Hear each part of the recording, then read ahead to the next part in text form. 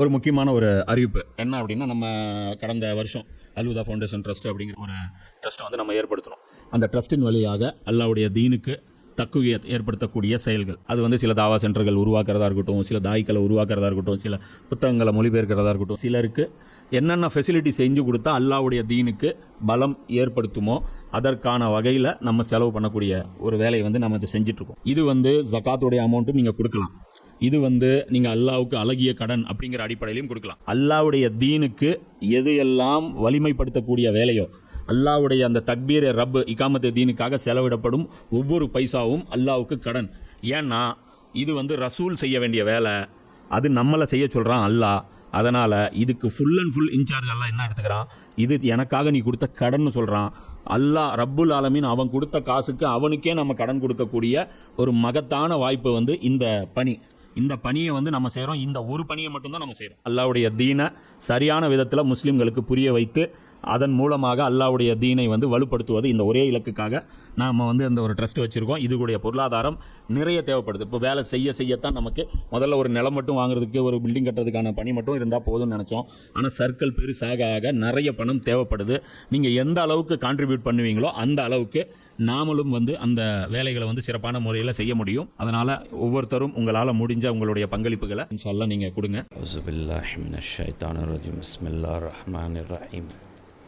இன்னல் ஹம்துலில்லாஹ் நஹ்மதுஹு நஸ்தஈனுஹு நஸ்தக்ஃபிருஹு நுமினு பிஹி வ நதவக்கலு அலைஹி வ நஊஸு பில்லாஹி மின் ஷுரூரி அன்ஃபுஸினா மின் ஸய்யிஆத்தி அமாலினா மன் யஹ்தில்லாஹு ஃபலா முஸில்ல லஹு வ மன் யுضللஹு ஃபலா ஹாதிய லஹு வ அஷ்ஹது அன் லா இலாஹா இல்லல்லாஹு வஹ்தஹு லா ஷரீக லஹு வ அஷ்ஹது அன்ன முஹம்மதன் அப்துஹு வ ரசூலுஹு அம்மா பஅத்.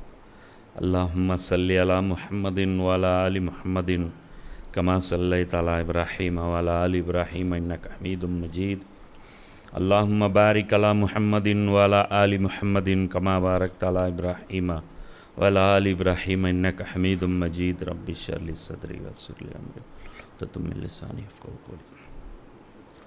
நபி ஸல்லல்லாஹு அலைஹி வஸல்லம் அவர்கள் அனுப்பப்பட்ட நோக்கம் தொடர்பாக முந்தைய அமர்வில் வந்து நபிமார்களுடைய பங்களிப்பு இந்த உலகத்தில் என்ன அப்படிங்கிறத ஒரு சில விஷயங்கள் வழியாக பார்த்தோம். நபி ஸல்லல்லாஹு அலைஹி வஸல்லம் அவர்களுடைய பங்களிப்பு என்ன அப்படிங்கிறத இந்த அமர்வில் இன்ஷா அல்லாஹ் பார்ப்போம். இப்போ கடந்த அமர்வுடைய தொடர்ச்சியாக நபி ஸல்லல்லாஹு அலைஹி வஸல்லம் அவர்களை பற்றி அல்லாஹ் சொல்லும்போது, அதாவது வலுக்கட்டாயமாக அல்லாஹ் வந்து நேர்வழிக்கோ அல்லது வழிகேடுக்கோ மனிதனை வந்து அல்லாஹ் தள்ளுவது கிடையாது.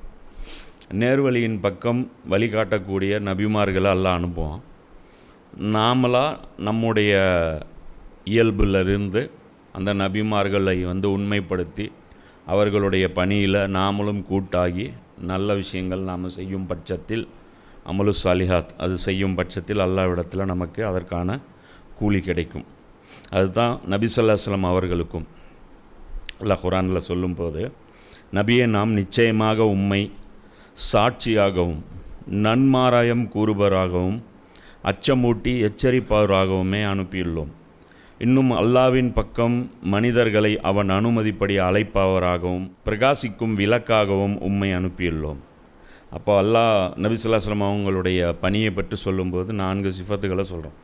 சாட்சி சொல்பவர், அதே மாதிரி நன்மையை தூண்டுபவர், அதாவது நற்செய்திகள் நன்மாராயம் கூறுபவர், தீமையை எச்சரிப்பவர், மனிதர்களை அல்லாஹ்வை நோக்கி அழைப்பவர், பிரகாசிக்கும் விளக்கை போன்றவர்.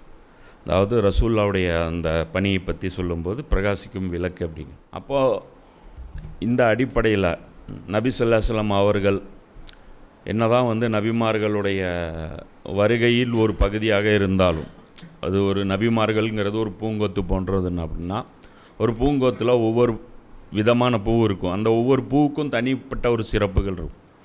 அதே மாதிரி ஒரு கட்டடம் இருக்குது, அதோடைய கல் தான் நபி ஸல்லல்லாஹு அலைஹி வஸல்லம் அவருங்க அப்படிங்கிற பட்சத்துலேயும் அவர்களுக்கு என்று ஒரு தனி சிறப்பு இருக்கும்.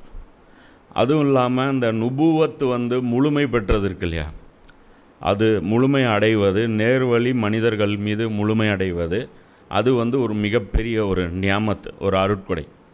அந்த அடிப்படையில் நபி ஸல்லல்லாஹு அலைஹி வஸல்லம் அவர்களை பற்றி அல்லாஹ் 3 வசனங்களில் ரசூலுல்லாவுடைய அந்த தூதுத்துவ பணி சிறப்பு பணி, அவருக்குன்னு கொடுக்கப்பட்ட பணி.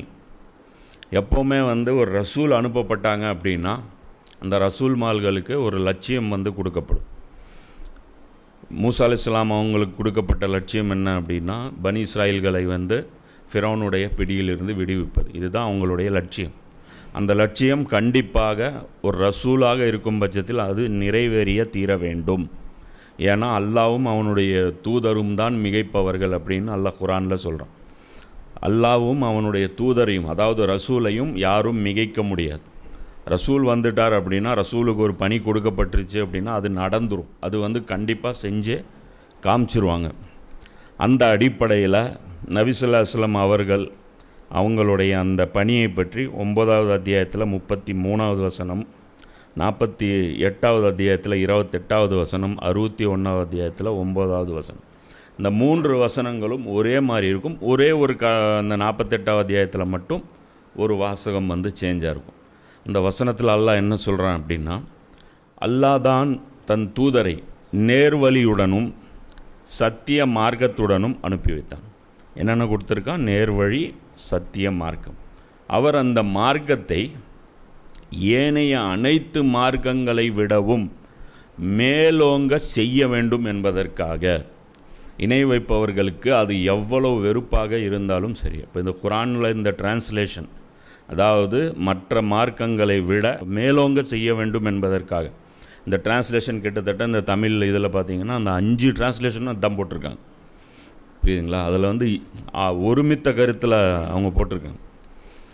அப்போ இந்த அடிப்படையில் இந்த வசனத்தில் இப்படி இருக்குது. அடுத்ததில் 48வது அத்தியாயத்தில் மட்டும் அல்லாஹ் என்ன சொல்கிறான் அப்படின்னா, இந்த மார்க்கத்தை ஏனைய அனைத்து மார்க்கங்களை விடவும் மேலோங்க செய்ய வேண்டும் என்பதற்காக இந்த உண்மைக்கு அல்லாவின் சாட்சி போதுமானதாகும் அப்படின்னு சொல்லிட்டு அல்லாஹ் சொல்கிறான். கஃபா பில்லாஹி ஷஹீதா அப்படின்னு சொல்லிட்டு அல்லாஹ் சொல்லணும். இந்த இடத்துல முன்னாடி நம்ம கடைசியாக பார்த்த வசனத்தில் அல்லாஹ் என்ன சொல்கிறான்? நபி உங்கள் மீது சாட்சியாகவும் நீங்கள் மற்ற மனிதர்கள் மீது சாட்சியாக. இப்போ அந்த நபிக்கு கொடுக்கப்பட்ட பணிக்கு யார் சாட்சி? அல்லாஹ் சாட்சி. அப்போது சுற்றி வளைச்சி எப்படி வருது பாருங்கள். அதாவது அல்லாஹ் வந்து மனிதர்களை சோதிக்கும் பொருட்டு எப்படி கனெக்ஷன் கொடுக்குறான் பாருங்கள். அல்லாஹ் நினச்சா ஒரே வார்த்தையில் கொடுத்துடலாம். உதாரணத்துக்கு அல்லாஹ் வந்து என்ன சொல்கிறான்? பச்சை சட்டை போட்டு வரணுங்கிறது அல்லாஹ்வுடைய விருப்பம். பச்சை சட்டை போடணுன்னு சொல்லிட்டு அல்லாஹ் சொல்லலை. அல்லாஹ் முஸ்லீம்களை பார்த்து என்ன சொல்கிறான்? நீ சட்டையை போட்டுட்டு வாங்குறான். நபி ஸல்லல்லாஹு அலைஹி வஸல்லம் பார்த்து என்ன சொல்கிறான்? பச்சை சட்டை போட்டு வாங்குறான். போட்டுட்டு வர சொல்லிட்டு நபி ஸல்லல்லாஹு அலைஹி வஸல்லம் பார்த்து காஃபிர்கள் கேட்குற மாதிரி பண்ணுறான். ஏன் பச்சை சட்டை போட்டிருக்கீங்க அப்படின்னு. அப்போ நபி ஸல்லல்லாஹு அலைஹி வஸல்லம் சொல்கிறாங்க, இது என்னுடைய அல்லாஹ்வுடைய புறத்திலிருந்து வந்த உத்தரவுங்கிறாங்க.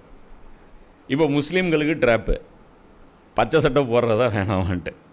இப்போ ரசூல்லா வந்து சும்மா எனக்கு பிடிச்சிருக்கு கலரு அப்படின்னு சொல்லி போட்டால் அது வேறு கணக்கு. அல்லாஹ் போட சொன்னான் அப்படின்னா என்ன அர்த்தம்? அப்போ மற்ற கலர் சட்டை போட்டு போகிறவனெலாம் என்ன ஆவான்? அல்லாஹ் சொன்ன அந்த உத்தரவை நிறைவேற்றினவனா ஆக மாட்டான். ஆனால் அல்லாஹ் எங்கேயாவது நேரடியாக பச்சை சட்டை போட சொன்னானா? போட சொல்லலை. இப்போ அது மாதிரி அல்லாஹ் எங்கேயும் நான் உங்களுக்கு மேலே சாட்சியாக இருப்பேன்னு சொன்னானா? சொல்லலை. நபி உங்களுக்கு சாட்சி, நீங்கள் அவங்களுக்கு சாட்சி, நான் உங்களுக்கு சாட்சி. எப்படி? எங்கேயுமே அந்த கனெக்டிங் த டாட்ஸ் தான். எதுவுமே வந்து ஒரு கிரிப்பு மாதிரி கிடையாது. அது நான் வந்து பஷீர் நசீர், அதாவது நபி வந்து ரெக்கமெண்ட் பண்ணுவார். சரி ரெக்கமெண்ட் பண்ணுவார், ஏற்றுக்கலைன்னா ஒன்றும் இல்லை, நரகத்தில் போட்டுருவேன்.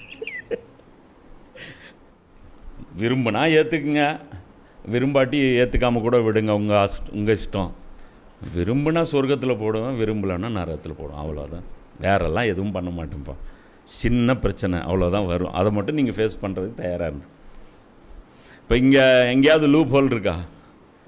நபி மீது உம்மத் சாட்சி, உம்மத் மீது நபி சாட்சி, தன்னால் தரப்பட்ட பணி மீது அல்லாஹ் சாட்சி. இப்போ அல்லாஹ் வந்து எந்த பணியும் சொல்லலை.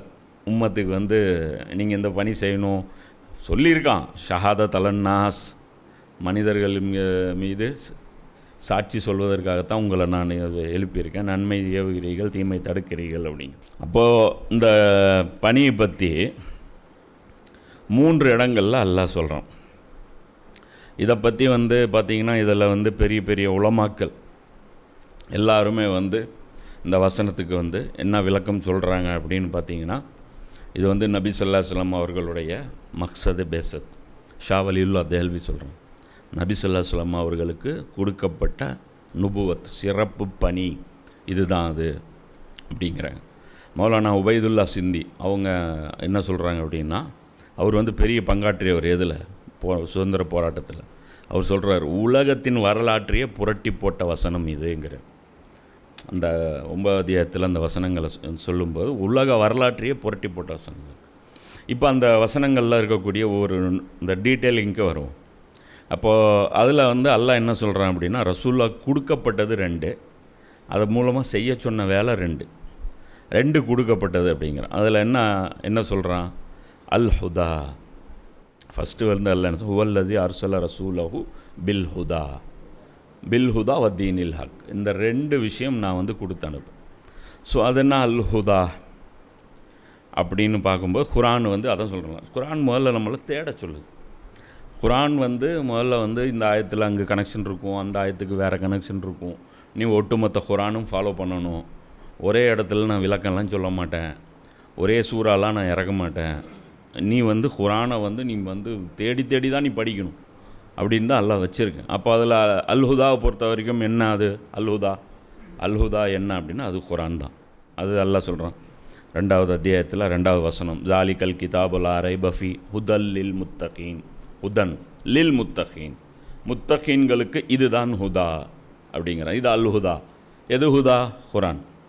ஜாலிகல் கிதாப், இந்த வேதம் இதுதான் அது. லா ரைப ஃபீ, இதில் சந்தேகமே படாதீங்க. எதில் சந்தேகப்படாதீங்க? ஹுதல் லில் முத்தகீன்கிறதுல சந்தேகப்படாது.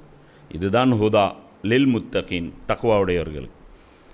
இன்னொரு இடத்துல அல்லாஹ் சொல்கிறான், ரமலான் மாதம் எத்தகையது என்றால் அம்மாதத்தில் தான் மனிதர்களுக்கு முழுமையான வழிகாட்டியாகவும் நேர்வழியும் மேலும் நேர்வழியின் தெளிவான அறிவுரைகளை கொண்டதும் சத்தியத்தையும் அசத்தியத்தையும் பிரித்து காட்டக்கூடியதுமான குரான் இறக்கி அருளப்பட்டது.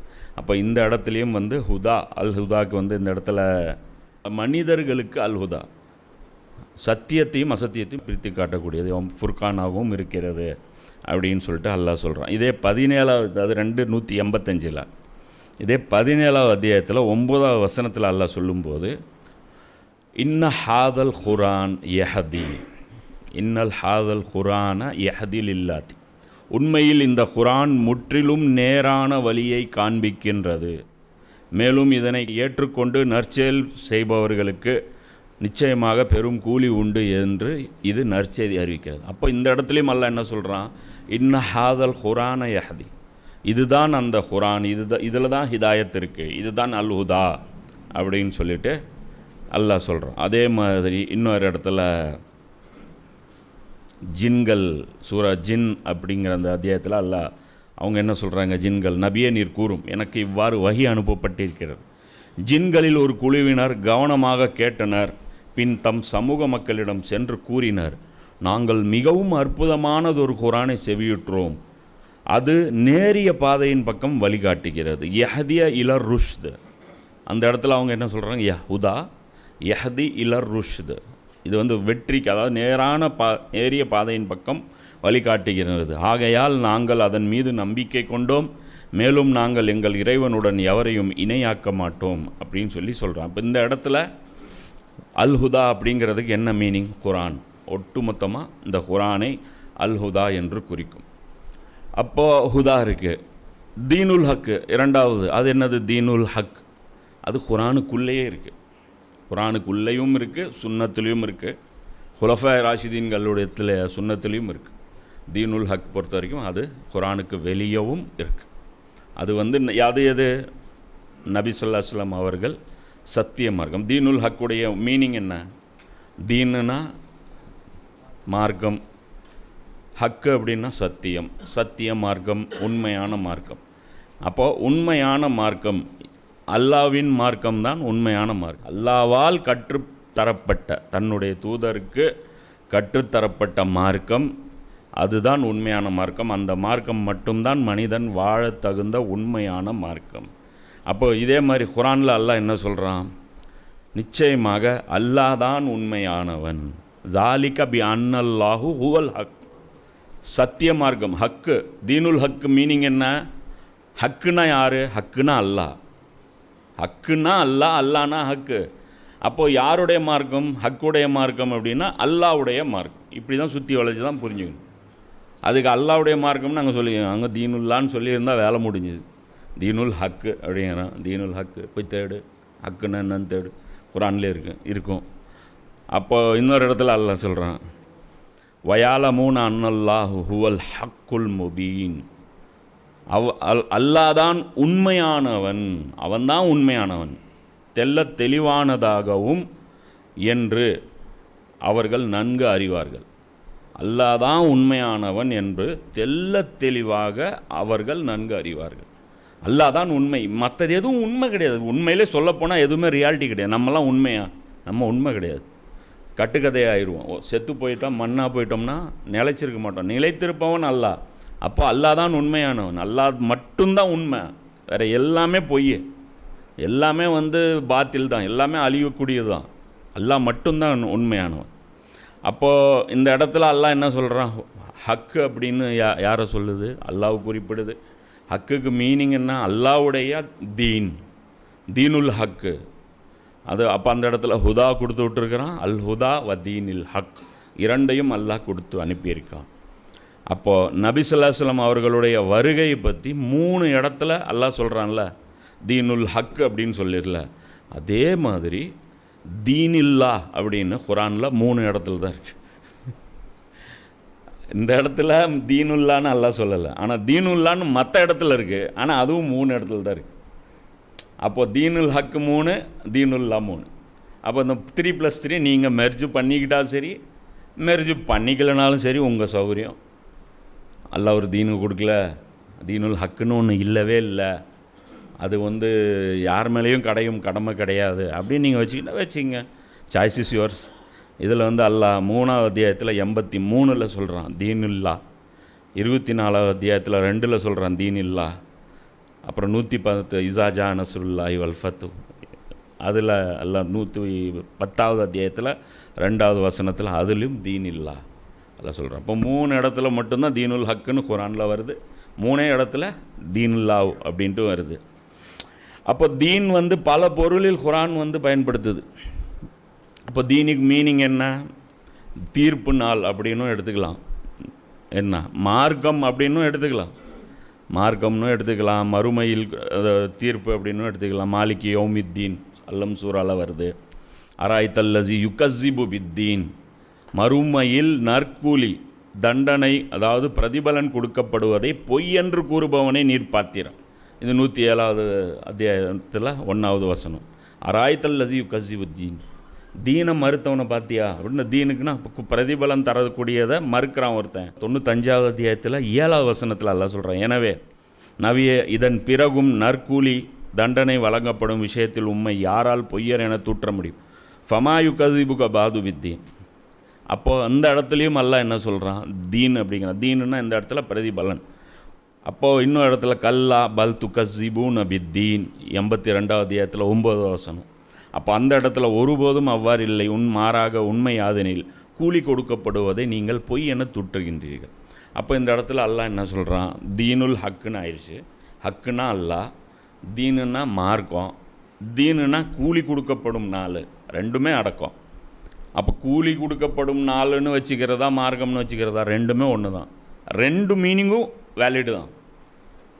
கூலி கொடுக்கப்படுவது, எதற்கு கூலி கொடுக்கப்படுது? ஏதாவது இருக்கணும்ல, நற்பலன் கொடுக்கறதுக்கும் பனிஷ்மெண்ட் கொடுக்கறதுக்கும் ஏதாவது ஒன்று இருக்கணும்ல.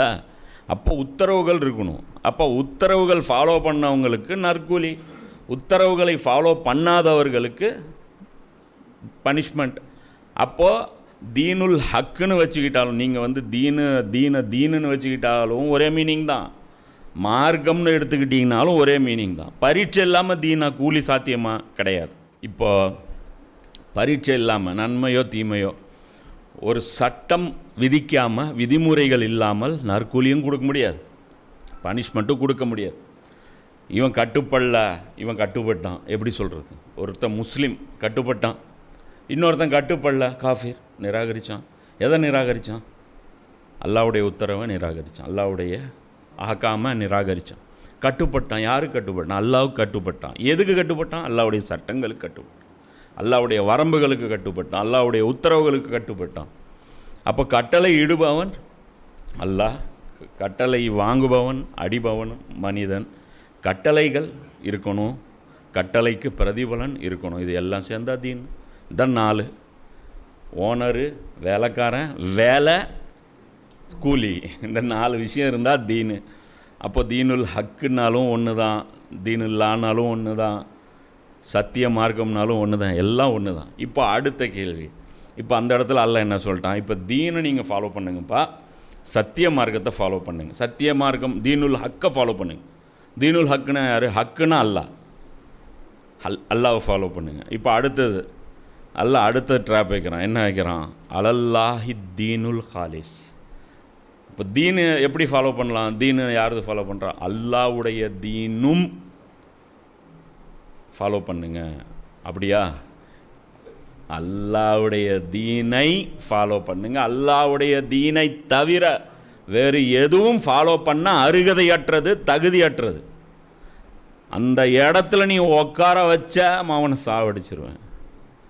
இப்போ இந்த இடத்துல அல்லாஹ் என்ன சொல்கிறான்? அங்கே சொல்லலை தீனுல் காலிசன், இங்கே 39வது அத்தியாயத்தில் 3வது வசனத்தில் சொல்கிறான், அறிந்து கொள்ளுங்கள் தூய்மையான கீழ்ப்படிதல் முற்றிலும் அல்லாஹ்வுக்கே உரித்தானதாகும். காலிஸ், முஹ்லிஸ், இக்லாஸ். இக்லாஸ் முக்கியம். இக்லாஸ் இல்லைன்னா சொர்க்கத்துக்கு போக முடியுமா? தொழுகையில் இக்லாஸ் இல்லைன்னா, எங்கே இக்லாஸ் இல்லைனாலும் சொர்க்கத்துக்கு போக முடியாது. அப்போது தீனுல் காலிஸ். அப்போ அந்த இடத்துல அல்லாஹ் என்ன சொல்கிறான்? அறிந்து கொள்ளுங்கள் தூய்மையான கீழ்ப்படிதல். நீ அம்மாவுக்கு கட்டுப்படுற, ஏன் கட்டுப்படுற? அல்லாஹ் கட்டுப்பட சொன்னால் அதனால் அம்மாவுக்கு கட்டுப்படுற.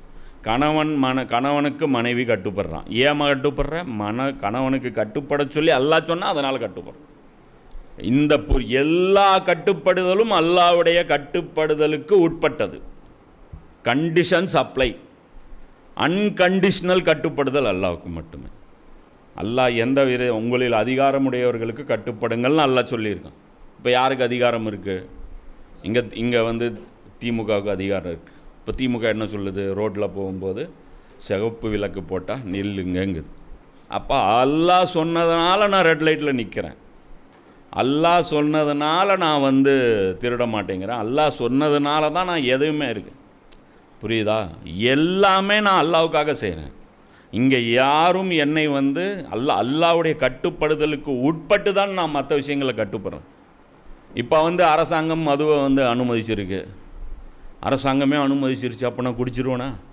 ஆனால் என்னுடைய இறைவன் அனுமதிக்கலையே, அப்போ அந்த இடத்துல நான் குடிக்க மாட்டேன். ஃப்ரீயாக கொடுத்தாலும் குடிக்க மாட்டேன்.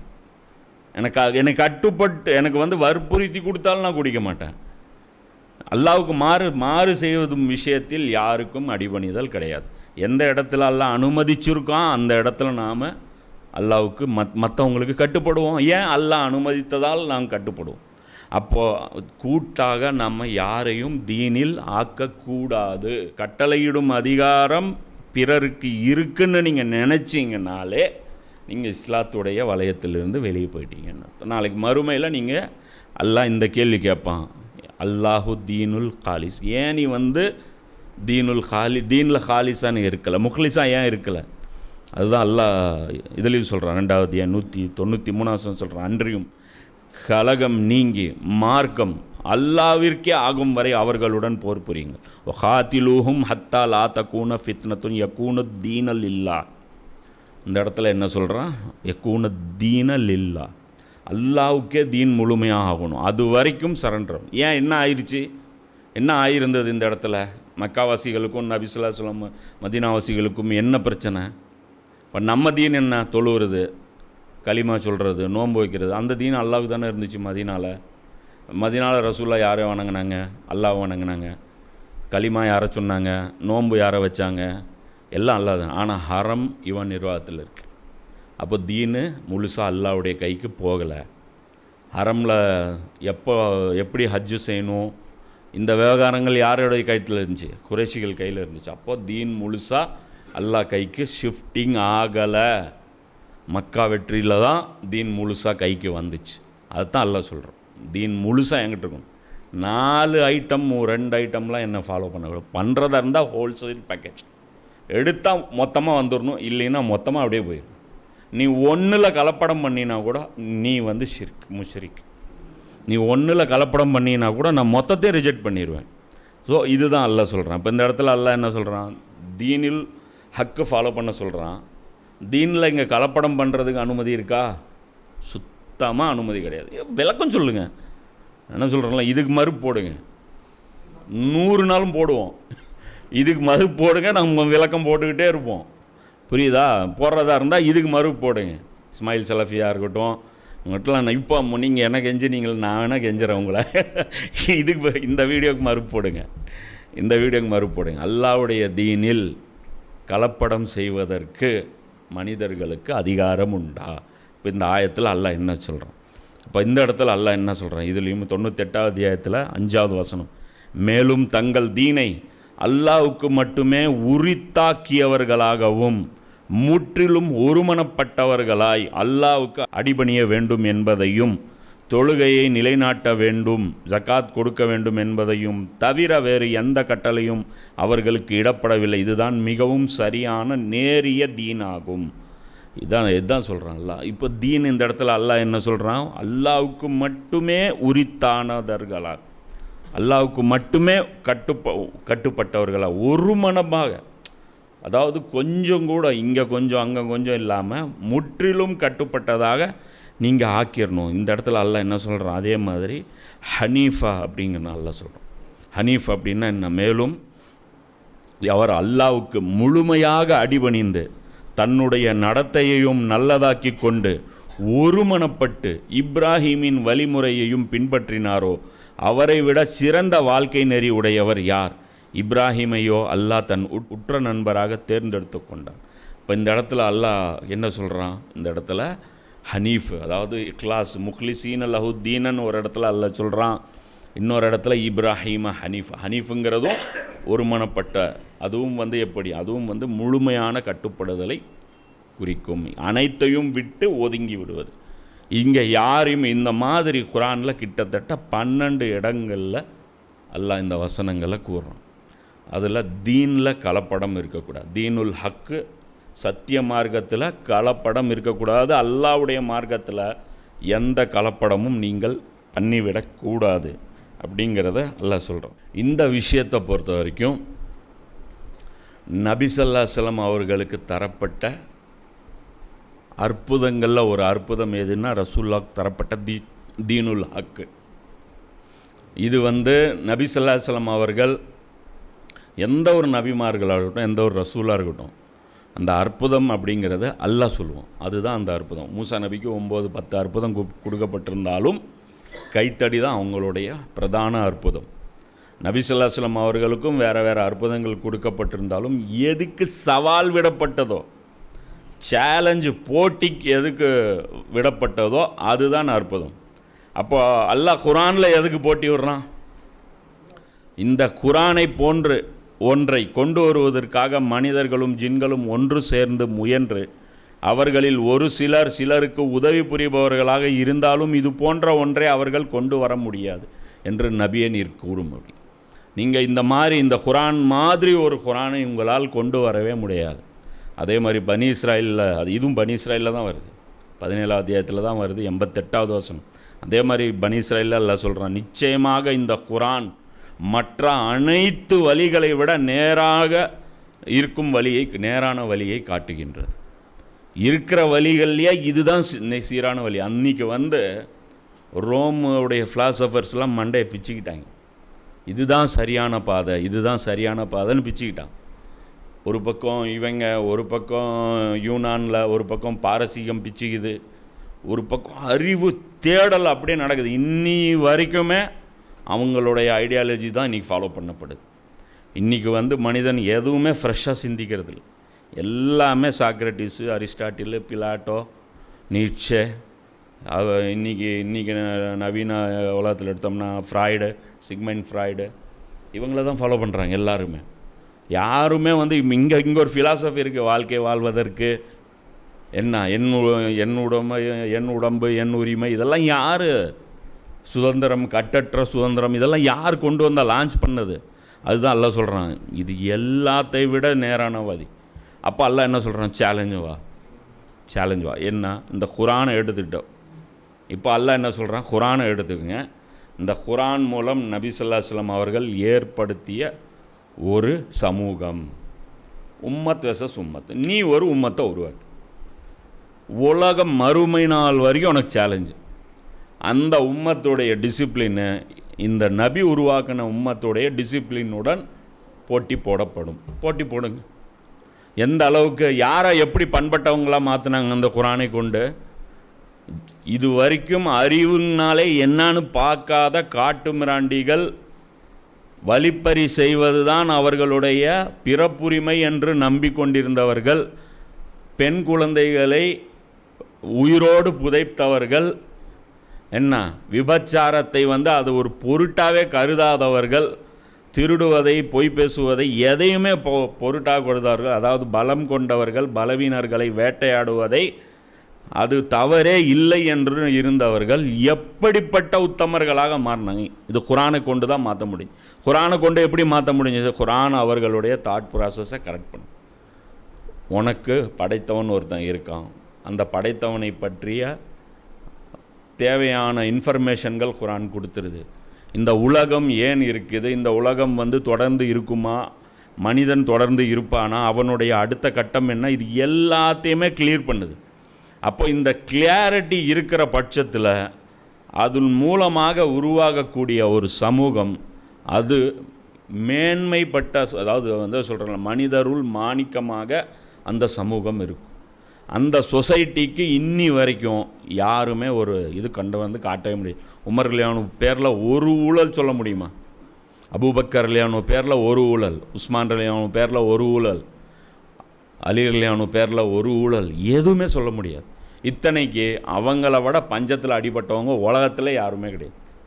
இந்த போன எலெக்ஷன் இதில் கூட ஏடிஎம்கே மெயினாக என்ன ஆர்குமெண்ட் வச்சாங்க, 10 வருஷமாக திமுக ஆட்சியில் இல்லை, வந்தாங்கன்னா பெராண்டி எடுத்துருவாங்கன்னு.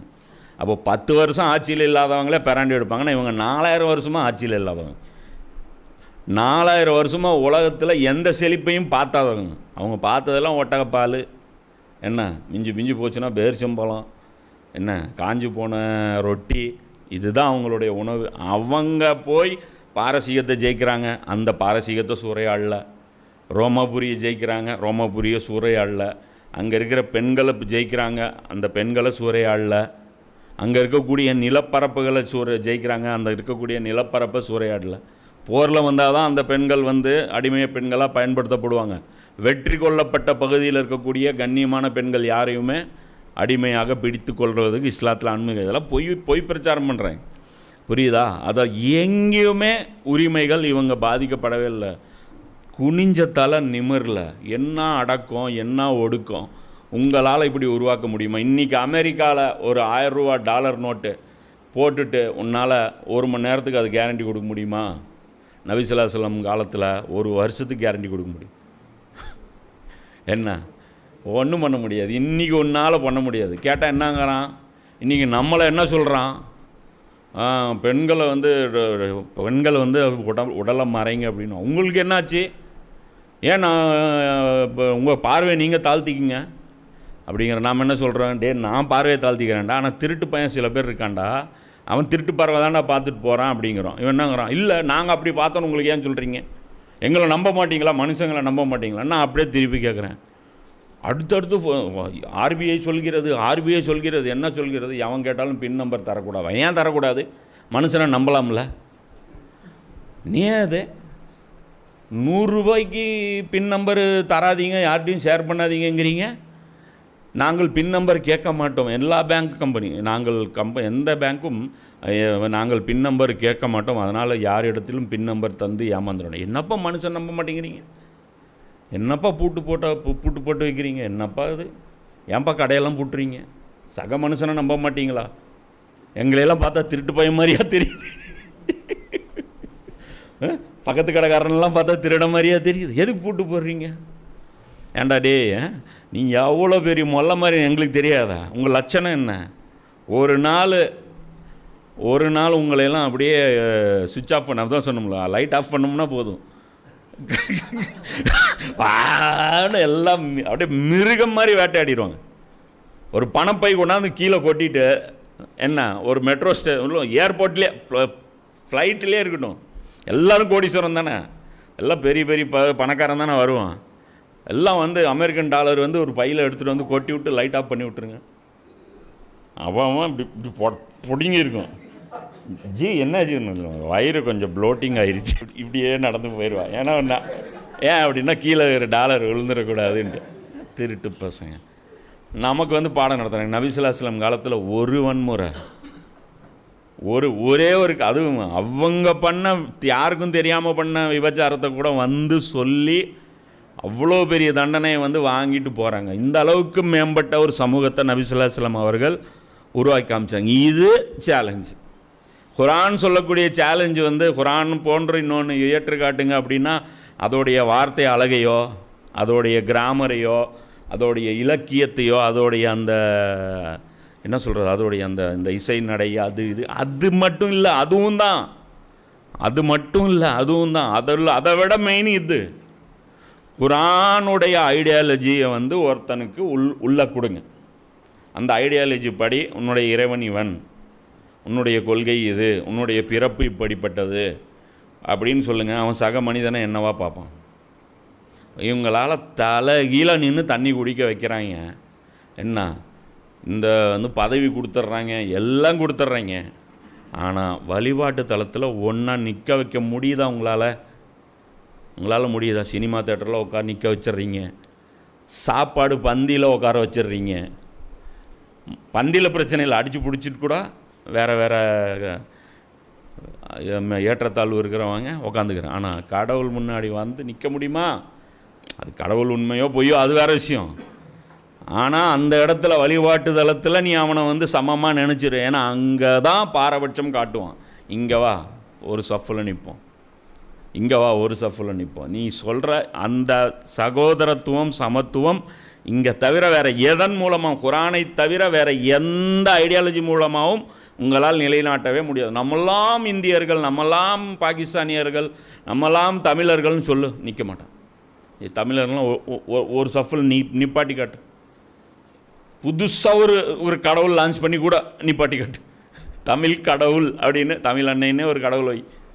அந்த இடத்துல எல்லாரையும் ஒரே சஃபில் கொண்டாந்து நிப்பாட்டி ஃப்ரெஷ்ஷாக ஒரு கடவுள் செஞ்சுருவோம். எப்படி? பழைய கடவுள் கூட வேண்டாம், ஃப்ரெஷ்ஷாக ஒரு கடவுள் செஞ்சுட்டு நிப்பாட்டு. ஒரு சஃபில் கொண்டாந்து நீ செத்துருவேன். ஒரு நாள் கூட நிறுத்த வைக்க முடியாது, அவங்களால தாங்கிக்கவே முடியாது. இப்போ அதுதான் எல்லாம் சொல்கிறான். மனிதர்கள் மட்டும் இல்லை, இப்போ ஜின்களை வேணாலும் கூட்டிகிட்டு வந்துடும். இந்த இப்லீஸ் இருக்காங்களா, அவனை கூட கூட்டிக்க. இந்த மாதிரி ஒரு சமத்துவம் நீங்கள் வந்து ஹஜ்ஜில் போய் பாருங்கள், நீக்கிறோ எந்த ஏதோ குர்திஸு இங்கே அடிச்சிக்குவான், பலூச்சிஸ்தானு என்ன, நான் வந்து புஷ்தோ இனம், நான் அந்த இனம், நான் இந்த இனம், ஒரு மண்ணாங்கட்டியும் கிடையாது. ஹஜ்ஜுக்கு போ, எல்லாம் ஒயிட் ட்ரெஸ்ஸு, எல்லாம் நிற்பான், இவன் காலில் அவன் தள்ளுவான், அவன் யாருன்னே தெரியாது. எவனுக்கு ஃபஸ்ட்டு சஃபு கிடைச்சது அவ்வளோதான். அல்லாவுடைய ஹஜ்ஜருல் அஸ்வத்துக்கு முன்னாடி அவனுக்கு வாய்ப்புன்னு எவனுக்கும் அங்கே ப்ரிவிலேஜாக கிடையாது, போயே ஆகணும். என்ன அப்போது அந்த அளவுக்கு ஒரு கட்டுப்பட்ட, அதாவது அந்த அளவுக்கு பக்குவப்படுத்தப்பட்ட ஒரு மனித சமூகத்தை நபி ஸல்லல்லாஹு அலைஹி வஸல்லம் அவர்கள் குர்ஆன் மூலமாக உருவாக்குங்க. இதுதான் அற்புதம். இது வேறு எந்த ஐடியாலஜி மூலமாகவும், நீங்கள் வந்து நாத்திகத்தின் மூலமாகவோ அல்லது சோஷியலிசம்மு, எந்த இசம் வேணாலும் நீங்கள் வச்சுக்கங்க, நேஷ்னலிசம்மு, சோஷியலிசம்மு, லிங்குவிஸ்டிக்கு, இது நீங்கள் என்ன வேணாலும் போட்டுக்கோ, வேலைக்கே ஆகாது. அப்போது நல்லா புரிஞ்சுக்குது. அப்போ இந்த ரெண்டு விஷயம். அப்போ நபி ஸல்லல்லாஹு அலைஹி வஸல்லம் அவர்கள் தீனுல் ஹக்கை கொண்டு வந்தாங்க. அந்த தீனுல் ஹக்கு இப்படிப்பட்ட ஒரு சீர்திருத்தத்தை செய்யக்கூடியதாக இருந்தது. அதே மாதிரி அல்ஹுதா வ தீனில் ஹக். அல்ஹுதா என்ன? குர்ஆன் என்ன பண்ணுச்சு? குர்ஆன் உள்ளங்களை கிளியர் ஆக்கிச்சு. இப்போ இன்றைக்கி இங்கே உட்காந்துட்டு இருக்கிறோம், எத்தனை பேர் புதுசாக இஸ்லாத்துக்கு வந்தோம். இது குர்ஆன் தானே நம்மளை ஒன்று சேர்த்திச்சு. குர்ஆனுடைய பர்க்கத்து தானே. நம்மெல்லாம் ஏன் ஒன்று சேர்ந்தோம்? குர்ஆனால். இது கொள்கையினால் சேர்ந்தோம். உங்களுக்கு அதே வசனங்களுக்கு மதிப்பு கொடுத்து தான் இங்கே எல்லோரும் உட்காந்துருக்கும். அப்போ குர்ஆனால் மட்டும்தான், குர்ஆனுடைய ஐடியாலஜி மட்டும்தான். ஒரு தாய் ஒரு தந்தைக்கு பிறந்தவன், இங்கே யாரும் பிறப்பில் ஏற்றத்தாழ்வு இல்லைங்கிறது குர்ஆன் சொல்லுது. அதை யாரெல்லாம் நம்பினானோ அவனுக்கு பயன் தந்துச்சு. எவன்லாம் நம்பலையோ அவன்லாம் இன்னும் வெறி பிடிச்சி சுற்றிட்டு இருக்கிறான். இந்த உலக வாழ்க்கையோடைய யதார்த்தத்தை எவன் நம்பினானோ அவன் வந்து லிமிட்டாக சம்பாதிக்கிறான், லிமிட்டாக துனியா பின்னாடி இருக்கான், தேவையான அளவு அப்படியே செயல்படுறான். இல்லாதவன் பைத்தியம் பிடிச்சி அலையிறான். எவனுக்கு இன்றைக்கி வந்து இப்போ மல்டி மில்லியனருக்கு தான் நிம்மதியே கிடையாது. ஓடுறான் 5000 கோடி சம்பாரிச்சா செட்டில் ஆகிறான்னா ஆகிறதில்ல. என்னங்க நேற்று ஒரு 50 கோடி ரூபா போயிடுச்சுங்க. அடே 5000 கோடி வச்சுருக்கேடா. இல்லைங்க 50 கோடி ரூபா போச்சு இல்லைங்க, என்னால் நிம்மதி இல்லைங்க, போச்சுங்க, 2 நாள் பயங்கர டென்ஷனுங்க, ஸ்ட்ரெஸ்ஸில் இருக்கேங்க. என்னடா 50 கோடி ரூபா போயிடுச்சு, ஏடா இவ்வளோ வச்சிருக்கு, அதெல்லாம் ஒரு மேட்ரு. இதெல்லாம் குரான் தான் இந்த புரட்சியை ஏற்படுத்து. வாரி வாரி கொடுக்குறாங்க, மனசில் கொஞ்சம் கூட சலனமும் இல்லை. உஸ்மான் கொடுக்குறாங்க, மனசில் சலனமே கிடையாது. வாழ்கிறாங்க, சலனம் இல்லை, செத்தாங்க, சலனம் இல்லை. எப்படி வாழ்ந்தாலும் லாபம், செத்தாலும் லாபம், சம்பாதிச்சாலும் லாபம், இழப்பு வந்தாலும் லாபம், மொத்தமாக நோய் வந்தாலும் லாபம், நோய் ஷிஃபா ஆச்சுனாலும் லாபம், எதுலையுமே நஷ்டமே கிடையாது. மூமினுக்கு லாபமே லாபம், எல்லாத்துலேயுமே லாபம். எப்படிப்பட்ட அது இதைத்தான் குரான், இதுதான் அல்ஹுதா என்ன பண்ணிச்சு, இது பண்ணிச்சு. தீனுல் ஹக் என்ன பண்ணிச்சு, அது பண்ணிச்சு. மனிதர்களை சமூக நீதி கொடுத்துச்சு. இன்றைக்கி நீதின்னு எல்லாருக்கும் இன்றைக்கி எதுக்கு ஏங்கிட்டு இருக்கிறான், பின்னாடி அதை பார்ப்போம். அப்போ அதில் அல்லாஹ் அடுத்தது சொல்கிறான். 3வது விஷயம், லியூஸ் ஹீரா. அல்லாஹ் என்ன சொல்கிறான், ஹுவல்லஸி அர்சல ரசூலஹு பில்ஹுதா வதீனில் ஹக் லியூஸ் ஹீரஹு. இது என்ன பண்ணுறது? லியூஸ் ஹீரஹுன்னா என்ன? ஜஹர் அப்படின்னா என்ன அர்த்தம் அப்படின்னா வயிறுன்னு அர்த்தம். ஜுஹர் அப்படின்னா வயிறுன்னு அர்த்தம். ஜொய ஹே ரா யூஸ் ஹீரா அப்படின்னா வயிறுன்னு அர்த்தம். யூஸ் ஹீரா அப்படின்னா என்ன அர்த்தம்? வயிற்றில் ஏறி உக்காடுறதுன்னு அர்த்தம். யூஸ் ஹீரா அப்படின்னா ஒருத்தன் 2 பேரும் சண்டை போடுறீங்க.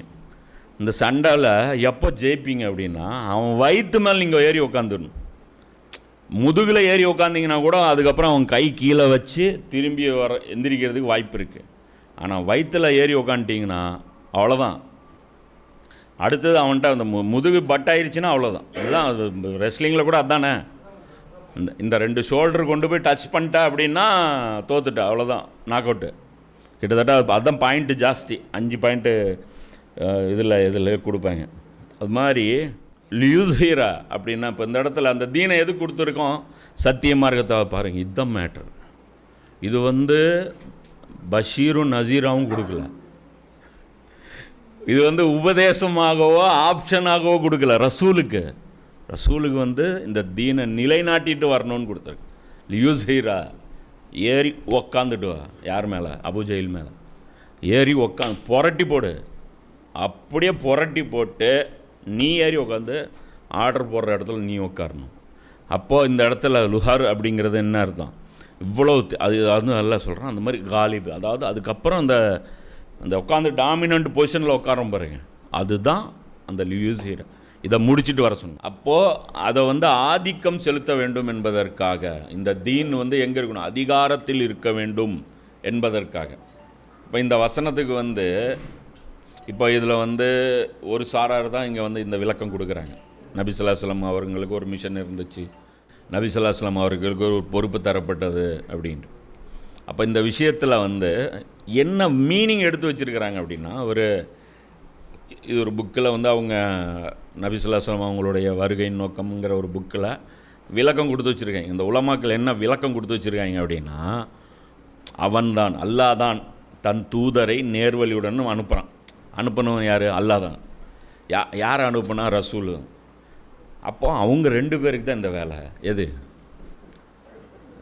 தீனை மேலோங்க வைக்கிறது. அல்லாவுக்கும் அல்லாவுடைய ரசூலுக்கும் தான் இந்த வேலை. மூசா நபியுடைய உம்மத்து சொன்ன அதே டைலாக், நீயும் அல்லாவும் போய் சண்டை போடு, நாங்கள் இங்கே உட்காந்துட்ருக்கோம். இப்போ ஏன்னா அந்த வார்த்தை அதுதானா, ஹுவா அப்படின்னா, ஹுவல் லஸீ அப்படின்னா, அதாவது இந்த மீனிங் அந்த இடத்துல வந்து ஃபாயில் யாரை குறிக்கும்னா அல்லாஹ் குறிக்கும், அல்லது அல்லாவுடைய ரசூலை குறிக்கும். இப்போது ஒன்று அல்லாஹ் செய்யணும், இல்லைன்னா அல்லாவுடைய ரசூல் செய்யணுமா? நம்மளை பண்ண சொல்லி அங்கே எங்கே இருக்குது? அல்லாஹ் அனுப்புனா தன்னுடைய ரசூலை தீனை மேலவங்க சொல்லி வந்தாங்க, மேலவங்க வச்சுட்டாங்க, போயிட்டாங்க, டியூட்டி ஓவர். அப்படி இல்லைன்னா ஒன்று அல்லாஹ் செய்யணும், இல்லைன்னா ரசூல் செய்யணும். எங்ககிட்ட வந்து ஏன் பேசிகிட்டு இருக்கிறீங்க? எப்படி சூப்பரில்? அதான் சொல்கிறேன், இதுதான் சொல்கிறேன். அல்லாஹ் எப்படி அதை நேரடி வார்த்தை வந்து எப்படி அதை நேரடி வார்த்தை ரசூலை தான் குறிக்கும், நபி ஸல்லல்லாஹு அலைஹி வஸல்லம் அவங்களுக்கு தான் குறிக்கும். என்ன ஆனால் அல்லாஹ்வுடைய ட்ராப் என்னென்ன தான் சொன்னல, அந்த பச்சை சட்டை அல்லாஹ் சொல்ல மாட்டான் நீ போடுன்ட்டு. நீ சட்டை போட்டு வா, நீ போய் பச்சை போட்டு வா, நீ கேளு, இப்படி ஜாயின் பண்ணி விட்டுட்டு பச்சை சட்டை மட்டும்தான் போடணுன்ட்டு ஆயிரும். சரியா? இப்போ இதுக்கு வந்து இப்போ விளக்கம் என்ன அப்படின்னா, இது அல்லாஹ்வும் அல்லாஹ்வுடைய ரசூலுக்குமானது கிடையாது. அல்லாஹ்வை நம்புபவர்களுக்கும் அல்லாஹ்வுடைய ரசூலை நம்புபவர்களுக்கும் அது கடமை. இப்போ இந்த இடத்துல சூரா ஹதீதில் அல்லாஹ் எவ்வளோ அழகாக சொல்கிறான், நிச்சயமாக நாம் நம் தூதர்களை தெளிவான அத்தாட்சிகளுடன் அனுப்பினோம். ரசூல்களை எப்படி அனுப்பியிருக்கேன்? தெளிவான அத்தாட்சியோட, கிளியர் கட்டாக இதான் தீனு இது அது எல்லாம் சொல்லி அனுப்பியிருக்கேன். அன்றியும் மனிதர்கள் நீதியுடன் நிலைப்பதற்காக. எதுக்கு இந்த ரசூல்களுடைய வேலை என்ன? நீதியை நிலைநாட்டணும். அவர்களுடன் வேதத்தையும் தராசையும் இறக்கினோம். அவர்களிடத்தில் என்ன அனுப்பியிருக்கோம்? வேதத்தை இறக்கியிருக்கேன், தராசையும் இறக்கியிருக்கேன். இந்த தராசு என்ன பிராண்ட் இது? முள்ளு தராசா, எலக்ட்ரிக் தராசா? இது என்ன தராசு? இதுதான் சமூக நீதி தராசு. இன்னைக்கு உலகம் ஏங்கி கொண்டு இருக்கிற தராசு எது? சமூக நீதி. சமூக நீதின்னு என்ன? சமூகங்களுக்கு இடையிலான நீதி. ஒரு தமிழ் சமூகம் இருக்குது, ஒரு தெலுங்கு சமூகம் இருக்குது. இப்போ இந்த ரெண்டு சமூகத்தை ஒரே நிலப்பரப்பில் எப்படி நீ நிம்மதியாக வாழ வைப்ப? ஒரு இந்திய சமூகம் இருக்குது, ஒரு பாகிஸ்தானிய சமூகம் இருக்குது, ஒரு நேபாளிய சமூகம் இருக்குது, ஒரு சப்பமூக்கு சமூகம் இருக்குது, ஒரு கருப்பின சமூகம் இருக்குது, ஒரு குர்து சமூகம் இருக்குது. இவங்களை எப்படி நீ ஒரே பிளாட்ஃபார்மில் ஒன்றிணைப்ப? இவங்களை எப்படி ஒன்றுன்னு சொல்லுவ? எதை வச்சு நீ ஒன்றுபடுத்துவ? நம்மளாம் இந்தியர்கள்லாம் ஒன்றுபடுவானா? பாகிஸ்தானியர் தள்ளி நிற்பான், சைனாக்காரன் தள்ளி நிற்பான். நம்மலாம் சீனர்கள்னால் இந்தியாக்காரன் தள்ளி நிற்பான். நம்மலாம் தமிழர்கள்னால் உருதுகாரன் தள்ளி நிற்பான். நம்மலாம் அரபியர்கள்னால் மலையாளங்களும் தள்ளி நிற்பான். என்னன்னு சொல்கிறது? நம்மெல்லாம் மனிதர்கள், நம்மெல்லாம் அல்லாஹ்வுடைய அடிமைகள்னு சொன்னால் ஒன்றிணைக்க முடியும்.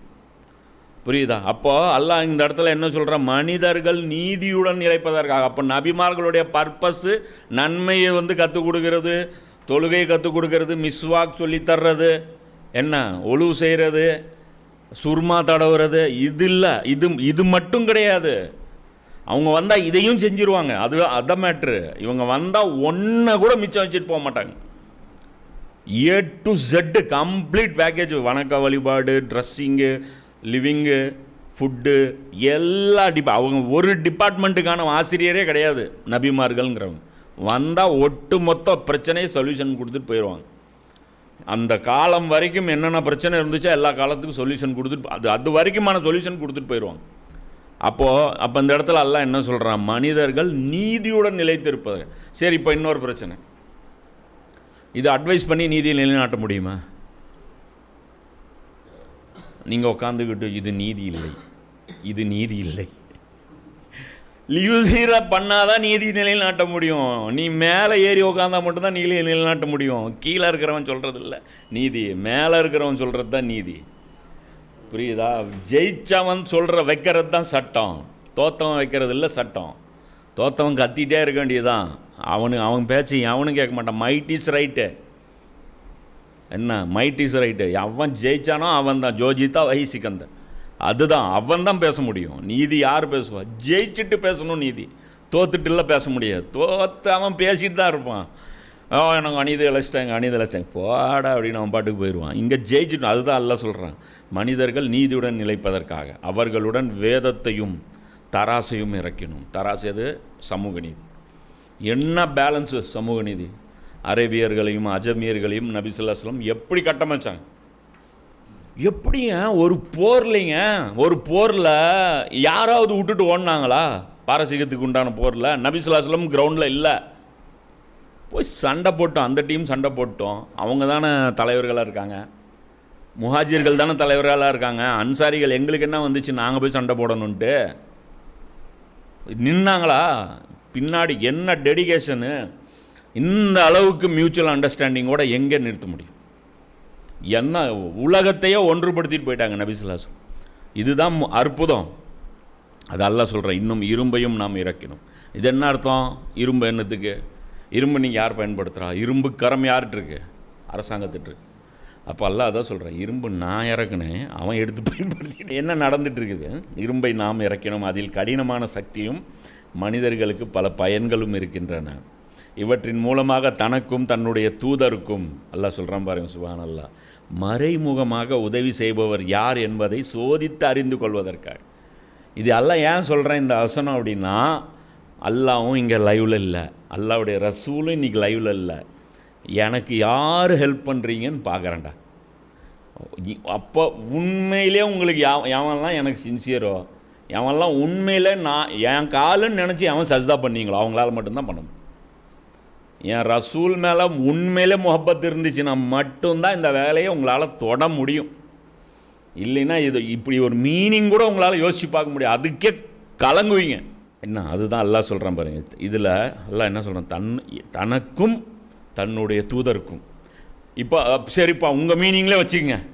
அல்லாஹ் என்ன சொல்கிறான், இப்போ அல்லாஹ் வேலை அல்லாவுடைய ரசூல் வேலை தான்.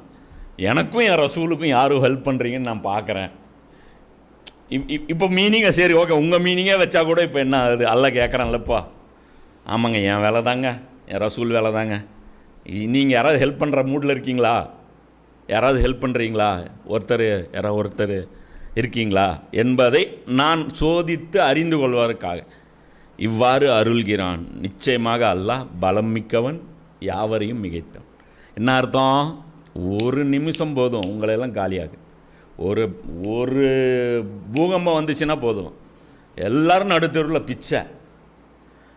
இது எங்கள் பவுண்ட்ரி, அது உங்கள் பவுண்ட்ரி. பூகம்பம் வந்துடுச்சு, இப்போ பவுண்ட்ரியெல்லாம் அழிச்சாச்சு. நோ பார்டர் நோ கோடு, எல்லாம் ஒரே சரிவு தான் எல்லாம். அதுக்கு பேர் என்ன? இடிபாடு. அதுக்கு பேர் என்ன? அதுக்கு மேலே பவுண்டரி இடிபாடுகள். இடிபாடுகளில் சிக்கி கொண்டிருந்தவர்களை தூக்கி கொண்டிருந்தார்கள். அவ்வளோதான், முடிஞ்சு போச்சு. அல்லாஹ் பலம் மிக்கவன். பிடிச்சி ஒரு உழுக்குனானா முடிஞ்சு போச்சு, கதை காலி. இங்கே பவுண்ட்ரியெல்லாம் வச்சு நாக்கு தான் வலிச்சுட்டு இருக்கணும், இங்கே ஒன்றும் பண்ண முடியாது. அல்லாஹ் அதுதான் சொல்கிறேன், ஈமான் கொண்டவர்களே, மரியமின் குமாரர் ஈசா தம் சீடர்களை நோக்கி, அல்லாவுக்காக எனக்கு உதவி செய்வோர் யார் என கேட்க, சீடர்கள் நாங்கள் அல்லாவின் உதவியாளர்களாக இருக்கிறோம் என்று கூறியது போல் நீங்கள் அல்லாவின் உதவியாளர்களாக ஆகிவிடுங்கள். சரி, அல்லாவுடைய வேலைன்னே வச்சுக்கிங்க, அல்லாவுக்கு உதவி செய்யும். இப்போ என்ன ஆர்கியூமெண்ட்? இப்போ முடிஞ்சு போச்சா? ஹுஜ்ஜத்து அவ்வளோதான், முடிஞ்சு போச்சா? அல்லாவுக்கு தான்டா உதவி. சரியா, அல்லாஹ்னால முடியலப்பா, நீ உன் பார்வையில் சொல்கிறேன். என்ன அல்லாஹ் முடியாமல் தான் கேட்குறான்னு நீ வச்சுக்க. அல்லாஹ் கேட்குறான், அல்லாஹ்வுக்கு உதவியாளர்களா? அல்லாஹ்க்கு என்னடா நீ உதவி பண்ணிடுவ? எனினும் இஸ்ராயேல் மக்களில் ஒரு கூட்டம் ஈமான் கொண்டது, ஒரு கூட்டம் பிரிதொரு கூட்டமோ நிராகரித்தது. ஆகவே ஈமான் கொண்டவர்களுக்கு அவர்களுடைய பகைவர்களுக்கு எதிராகவே உதவி அளித்தோம், அதனால் அவர்கள் வெற்றியாளராய் ஆகிவிட்டார்கள். அதுக்கப்புறம் அவங்களுக்கு என்ன கொடுத்தான்? தீனில் ஹக் லியூஸ் ஹீரோ அலத்தீனி குல்லி. இந்த இடத்துல இப்போ இன்னொரு வார்த்தை இருக்குல்ல, அலத்தீனி குல்லி. ஷா அப்துல் காதர் ரஹமத்துல்லா அவங்க என்ன சொல்கிறாங்க, அலத்தீனி குல்லி அப்படின்னா எல்லா சித்தாந்தங்களையும் விட ரூலிங்கில் கொண்டு வந்து உட்கார வைக்கணும்.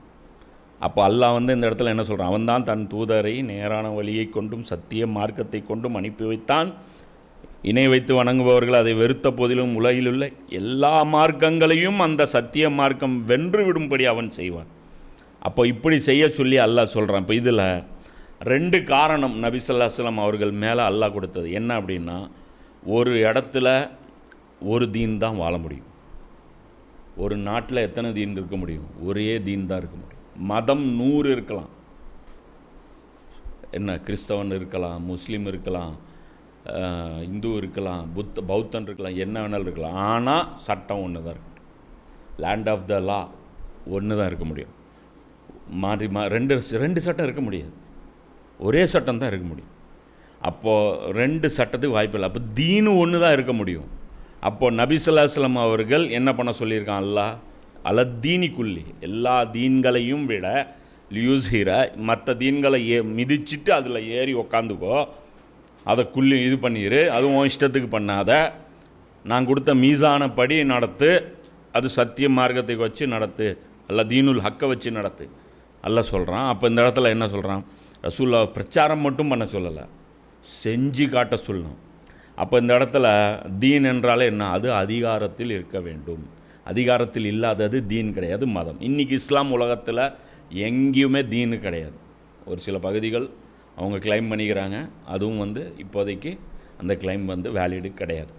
அந்த அடிப்படையில் எங்கேயுமே இஸ்லாம் இன்றைக்கி என்ன உலகத்தில் தீன் கிடையாது, மதம் தான். இன்றைக்கி ஒரு மதம், இந்த டெஃபினேஷன் நமக்கு தெரியாததுனால நமக்கு வந்த பிரச்சனை. ரெண்டாவது, நபி ஸல்லல்லாஹு அலைஹி வஸல்லம் அவர்கள், அதாவது நபிமார்கள் வந்தது எதுக்கு? மனிதர்கள் மீது ஹுஜ்ஜத்தை நிறுவுவதற்காக. ஹுஜ்ஜத்து எப்போ நிறுவப்படும்? அட்வைஸ் பண்ணால் நிறுவப்படாது. புரியுதா? ஜிலேபின்னு சொல்லி எழுதி கொடுத்தாலாம் அந்த ஜிலேபி டேஸ்ட் பார்க்க முடியாது, ஜிலேபி செஞ்சு தான் கொடுக்கணும். அப்போ ஹுஜ்ஜத்துங்கிறது கண்கூடா ஒரு முன்மாதிரி தான் நீங்கள் காட்டணும். ஹுஜ்ஜத் அப்போ தான் நிலைய மாட்ட முடியும். நபிக்கு வந்துட்டார்னா தொழுகைகளுடைய ஹுஜ்ஜத் என்ன? நபி ஸல்லல்லாஹு அலைஹி வஸல்லம் அவர்கள் தொழுது காட்டுவது. நோன்புடைய ஹுஜ்ஜத் என்ன? நபி ஸல்லல்லாஹு அலைஹி வஸல்லம் அவர்கள் நோன்பு வைத்து காட்டுவது. ஹஜ்ஜுடைய ஹுஜ்ஜத் என்ன? ஹஜ்ஜை நபி ஸல்லல்லாஹு அலைஹி வஸல்லம் அவர்கள் நடைமுறைப்படுத்தி காட்டுவது. பல தீனிக்குள்ளையுடைய ஹுஜ்ஜத் என்ன? தீனி மேலவங்க செஞ்சாங்களா இல்லையா? செஞ்சாங்க, ஆனால் கடமை இல்லை. ஓகே, செஞ்சாங்களா?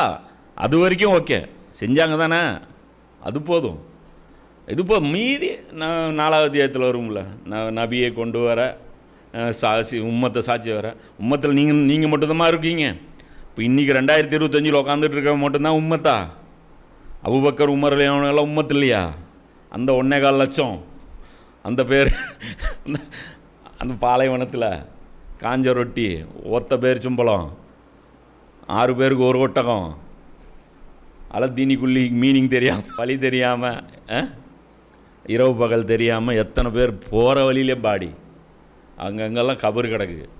என்ன, இங்கே போனார், இந்த வழியாக போனார், அப்படியே செத்தார், அப்படியே முடிஞ்சு. வீட்டுக்கே தகவல் தெரியாது. 6 மாதம் கழித்து சொல்லுவாங்க, அவன் வீட்டுக்காரர் செத்து போயிட்டாருமா. இந்த போருக்கு போனோம்ல, அந்த போகும்போது அங்கே செத்து போயிட்டார், முடிஞ்சு போச்சு. அவ்வளோதான். பாடியும் கிடையாது, ஜனாதாவும் கிடையாது, ஒன்றும் கிடையாது, அவ்வளோதான். இதுதான். அப்போது ஏன் ரசூல்லா மட்டும் ஹுஜ்ஜத்து நிறுவாமல் போயிட்டாங்க அப்படின்னா எந்த அநியாயக்கார அரசனையும் அல்லாஹ் குற்றம் பிடிக்க முடியாது. எப்படி குற்றம் பிடிப்பான்? எப்படி குற்றம் பிடி? ஹிட்லர் எப்படி குற்றம் பிடிப்பான்? முசோலினி எப்படி குற்றம் பிடிப்பான்? யாரை குற்றம் பிடிக்க முடியும்? அதுக்கப்புறம் எந்த மன்னர், செங்கிஸ்கானை குற்றம் பிடிக்க முடியுமா? ஹுஜ்ஜத்தை நிறுவலையா? துனியாவுக்கு நீதியான நீதி எப்படி நிலைநாட்டணும் அப்படிங்கிறத காட்டவே இல்லையே ரசூல்லா. செஞ்சே காட்டல இல்லை, அது கடமையும் இல்லைல்ல. அப்போனா என்ன அர்த்தம்? ஹுஜ்ஜத்தே இல்லை. யார் மேலே என்ன பலி போடுறோன்னு புரியுதா? நம்ம எந்த அளவுக்கு பலி போடுறோம். அதுதான் நபி ஸல்லல்லாஹு அலைஹி வஸல்லம் அவங்க ஹஜ்ஜத்துல் விதால என்ன சொல்கிறாங்க? மறுமை நாளில் உங்களிடம் என்னை பற்றி விசாரிக்கப்படும் போது நீங்கள் என்ன சொல்வீர்கள் என்று கேட்டார்கள். அதற்கு மக்கள், நீங்கள் இறை செய்தி அனைத்தையும் எங்களிடம் தெரிவித்து விட்டீர்கள், உங்களுடைய நபித்துவ பொறுப்பை நீங்கள் நிறைவேற்றி விட்டீர்கள், சமுதாயத்தார் மீது அக்கறையுடன் நடந்து கொண்டீர்கள் என நாங்கள் சாட்சியம் அளிப்போம். இந்த குரூப்பில் நமக்கு எதிராக சாட்சி சொல்கிறதுக்கு இந்த டீம் இருக்குது. ஒன்று இவங்களோட நாம் சேர்ந்துக்கணும், இல்லைன்னா இவங்கெல்லாம் வழிகட்டவங்க ஃபத்வா கொடுத்துட்டு உக்காந்து. இப்போ இவங்க மறுமையில் என்ன சாட்சி சொல்லுவாங்கன்னு இங்கே சொல்லிட்டாங்களா? என்ன சொல்லிட்டாங்க? நீங்கள் கற்றுக் கொடுத்துட்டீங்க, நாங்கள் பார்த்துட்டோம், இல்லை தெளிவாக இருக்குது எங்களுக்கு. சரி, அதுக்கப்புறம் இவங்க என்ன பண்ணியிருக்கணும்? மஸ்ஜித் நபி கட்டி பிடிச்சிட்டு ஒப்பாரி வச்சுட்டு உட்காந்துட்டு இருக்கணும். டெய்லி ரசூலுல்லாஹ்வுக்கு 24 மணி நேரம் ஸலவாத் ஓதிட்டு கபருக்கு பின்னாடி. நம்ம இருந்தால் என்ன பண்ணுவோம்? நபி ஸல்லல்லாஹு அலைஹி வஸல்லம் போயிட்டாங்கன்னா, வேலை முடிஞ்சதுன்னா, ஒருத்தர் தங்கலையே மதீனால, எல்லாம் கிளம்பி போயிட்டாங்க. எங்கே போயிட்டாங்க? அடுத்த வேலைக்கு போயிட்டாங்க. நபி ஸல்லல்லாஹு அலைஹி வஸல்லம் லெட்டர் மட்டும்தான் போட்டாங்க. இவங்களும் லெட்டராக எழுதி தள்ள வேண்டியதானே? ரசூல்லா லெட்டர் தானேங்க போட்டாங்க, சுன்னத்து, அதுதானே சுன்னத்து. அடுத்து லெட்ரு தானே போடணும். கிஸ்ராவுக்கு ஒரு லெட்ரு 122 லெட்ரு, 147, 108. இவங்க என்ன பண்ணிட்டாங்க? மிஸ் அண்டர்ஸ்டாண்ட் பண்ணிட்டு லெட்ரு கொடுக்கறதுக்கு பதிலாக படம் எடுத்துகிட்டு போயிட்டாங்க. போய் அந்த ஊரை ஜெயிச்சு கன்ஃபியூஸ் பண்ணிட்டாங்க. அப்போ நபி ஸல்லல்லாஹு அலைஹி வஸல்லம் என்ன சொல்கிறேன்? அக்கறையுடன் நடந்து கொண்டீர்கள் என நாங்கள் சாட்சியம் அளிப்போம்.